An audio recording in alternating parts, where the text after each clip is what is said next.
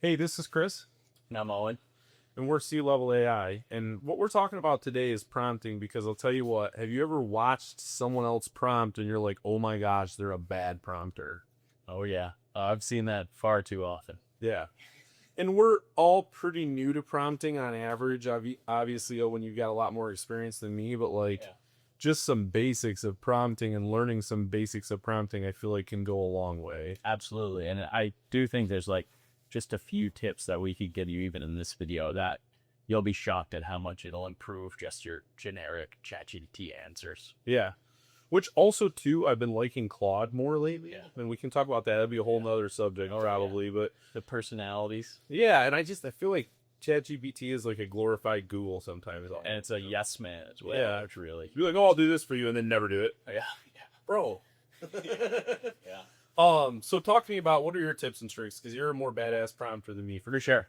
So I think the approach, especially when you talk to like, hey, I'm going to start a new ChatGPT chat and I just need to ask a question, right? We're so used to interacting with humans who just have general background knowledge of the situation that's happening. So we don't really think about like when we ask them a question, we don't think about giving them all the context behind it. Yeah, So I would say my biggest thing is when you talk to ChatGPT and ask it a question or ask it to generate something, like giving it all of that background information and really viewing it as something which has no idea what's going on, like it's lost. yeah. So you're just trying to give it as much help as you can. That would be like my number one tip. I agree, and I think the thing is too is I have some weird theories. I think about this an odd amount for some reason, but like people that are bad managers are bad prompters because what a bad manager does a lot of the times is the bad manager is going to go into an employee and say, hey, I need you to get this done, and they also don't provide that same context that you're talking about. Yeah. Or just in general details, instructions, whatever it is. Like if you have resources as a manager, you need to be giving those to your employees or pointing them out so the employee knows what resources to reference or key tips or what you're looking for in a finished product, for example. So when I'm prompting, what I focus on doing, and I think people should do when they're prompting with GPT or Claude, is like, don't prompt 10 times and keep trying to improve it because a lot of times it messes other stuff up when you're yelling that. Try and do one extremely thorough prompt up front. Describe the finished product that you want. If you know what it might mess up ahead of time, make it aware of that, you know. Um, and if there's certain things you want it to reference, put that in there as well. If there's parameters, don't just assume like the context like you're talking about. But more often than not, if I write a whole paragraph of prompt, I end up with 1,000% better end result than I do if I prompt one sentence and then I'm like, no, now fix this, no, now fix that. And it's like, feels like a Frankenstein that you're just slapping extra body parts on. Yeah. You know? Totally. So, And I think one thing that's kind of closely aligned with that and of like your manager perspective, right, is if I have a financial analyst putting together something for like my financial report versus having someone who does a bunch of different jobs. So we'll pick on the office manager, right? yeah. The financial analyst is probably going to do a better, more thorough job, right?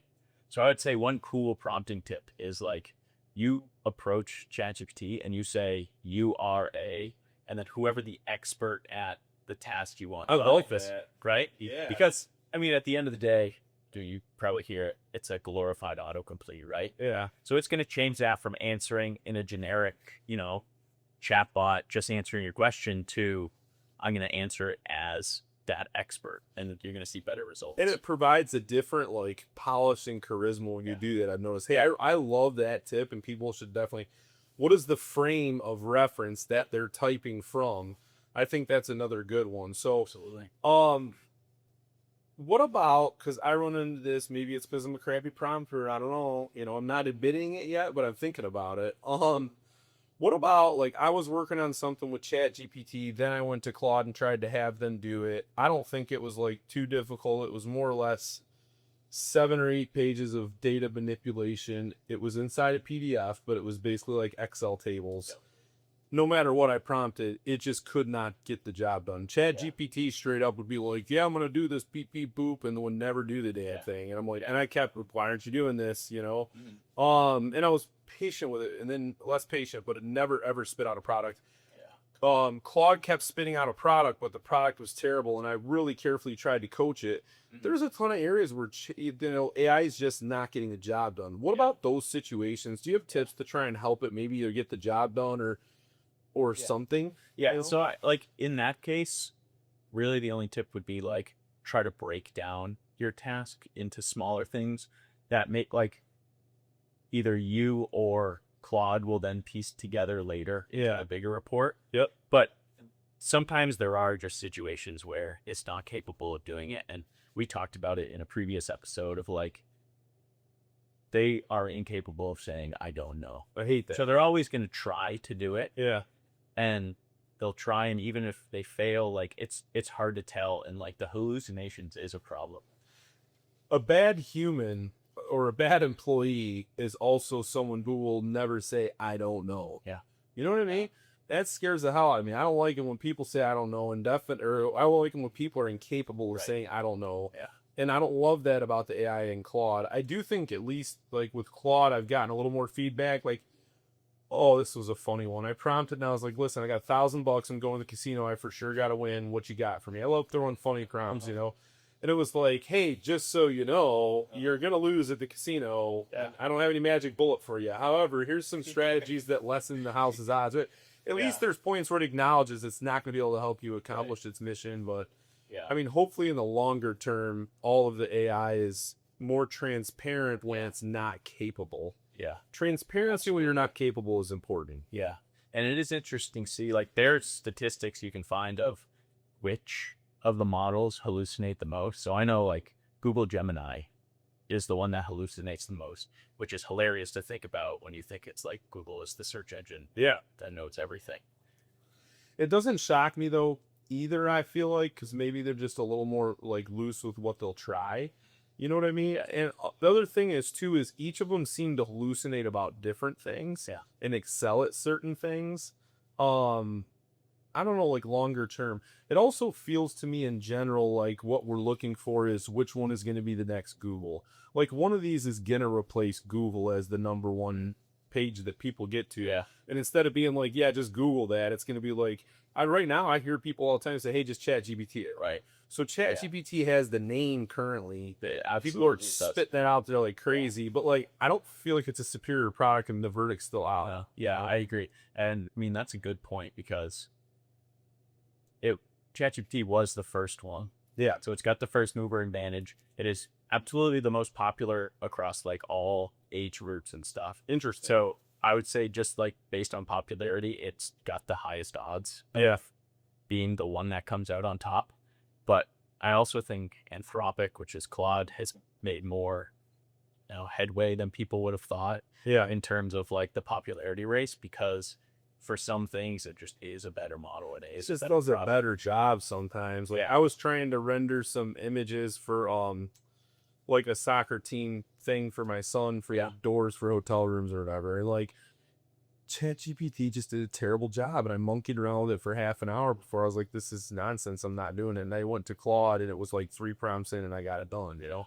Yeah. So yeah, I think that's interesting. But you know what we're going to do corresponding with this video is do like a series of prompts to try to get to the same goal, where Owen kind of shows you what we're talking about as far as some of the tips and tricks, and then shows you like a bad, just okay, and then good, better, best, and then like remarkable prompter, so that you can see the different output of that and how it reflects the input of what you put in and how careful you are in the context and those sorts of so we'll try it with a few different, just to show, hey, it's not only ChatGPT models which are better with these kind of prompts, like these apply to any model or any kind of AI interface, any model using it. Yeah. The other thing is too, is from a C-level perspective, we got to start finding employees that are good with AI and also training employees on AI. I think having every single employee in your organization take AI prompting classes, just even an hour, 2 or 3 online, just learn the basics about what is prompting, how does it work. And a fun trick with that too is AI is really good at knowing how to prompt itself. Yeah. So literally just asking it to build a prompt for another chat is like Ooh. such a level up. That's a top secret trick. I love that Yeah. one. So, hey, asking AI to build a prompt. Listen, AI, I'm not good at building prompts. Here's what I'm trying to get to. Can you build a good prompt for Yeah. yourself to then Yeah, and feed it does it. I mean, it's very good at that. That's crazy. Yeah. It feels a little bit like, talking to a cow and then cutting it up to hamburgers and then feeding it back to itself. But Yeah, a we'll little see bit. how it works out. Cool. Hey, Owen, as usual, I really appreciate your time, and I appreciate your time too. And we'll mess around with some of this prompting and hopefully help everybody out be a little better at it. Awesome. Thanks for having me. Thanks, man. Hey guys, welcome to the second part of the podcast here. I just want to quickly go over some of the things that Chris and I talked about throughout this episode. So we're going to start off with that first point of how much a good, thorough, background-driven prompt produces so much of a stronger answer. So you'll see on the left, we've got a very simple prompt, and on the right, we've really laid out what our relationship is like with this person and just more background on the situation and what's going on. You'll see when we send this kind of simple prompt, it gives back a very generic robotic answer, which isn't great. But then on the right side, our thorough prompt generates something that just sounds human friendly. And like, I would be way more confident just clicking send on this one on the right. And, I know like you're thinking, well, oh, and I don't always have issues writing a simple Slack message, but this just goes to show like our desired outcome is so much better tailored when we have a thorough prompt. So we'll hop now into showing you how much it can actually be helpful having AI helping you write the prompts. So you'll see here, we dropped it in and we just say, hey, help me write this prompt. Ask me a few questions. Don't plan it yet. We're just planning here, right? Like we're just having you write the prompt. So it goes ahead and asks the questions, and I'm just going to type up some answers, and we're going to get it to plan me a golf trip. So if I just told it plan me a golf trip, right, we would have this real long back and forth, and it would give me some all right results. But since we're doing just one little step at a time, it wouldn't really feel like we're getting anywhere. So this does feel like, it's a little more upfront work, but I promise you, once you kind of see what happens here, the result is so worth it. So I'm going to go ahead and I'm going to answer all these questions with some specific details. And then once it's done, it's going to generate me the perfect prompt to just drop in, right? So there we go. We're just going to copy this prompt that it spits out for me. Now you'll see here, I switch models to kind of from instant, which is just a quick answer driven one, to one that's actually going to think, right? Because I want it to do a big task and it needs to do all this planning for me. So we're going to switch into that pro mode, and I've sped this way up so you can kind of see what it's doing. But minutes upon minutes, it's thinking and organizing for and putting together this whole plan for me. And it's pretty impressive how long it can run and stay on task. But you'll see here pretty soon, it's going to start to spit out a full itinerary. And honestly, looking through it, like I was even surprised at how well it did. Like it gave me such a great plan for this golf trip. Like I would actually do it. And I know it was a lot of work up front, to just generate the prompt. But having such a strong prompt allows it to be that much better and give you so much better results. So you'll see us scroll through here and it's like, wow, like all of it makes sense too. Like it's the perfect northern golf trip.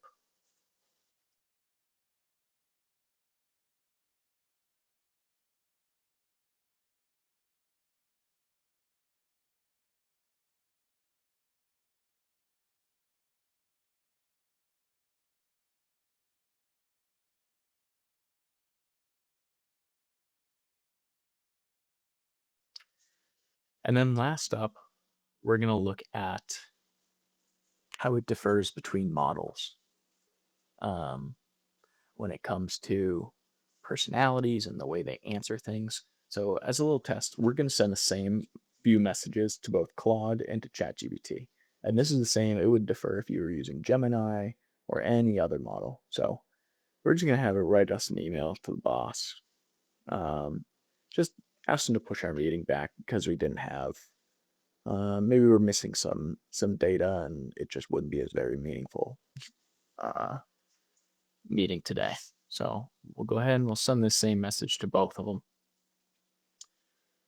Now they both spit out this email. So personally, I like the way that Claude sounds way better. I think it tends to be a slightly better writer when it comes to simple messages like this. It also gives me a few different options. And then you'll see the real difference is when I simply just ask it what it thinks about the situation. And I'll ask both of them this. But you'll see they take two very different perspectives, right? So Claude gives you its honest take, which it loves to have this honest take phrasing. But that point number two, where it brings up how, oh, maybe the data is telling a story you don't want it to tell, and you should just do that meeting now, which is interesting because we talked about earlier in this podcast how the AI, some of them are like such yes men, right? It's the, which means they just always go along with what you're saying. But in this case, it pushes back a little, whereas Claude, ChatGPT goes ahead and is just being like, oh, you're doing this so perfectly. So it is funny just kind of see the two different styles.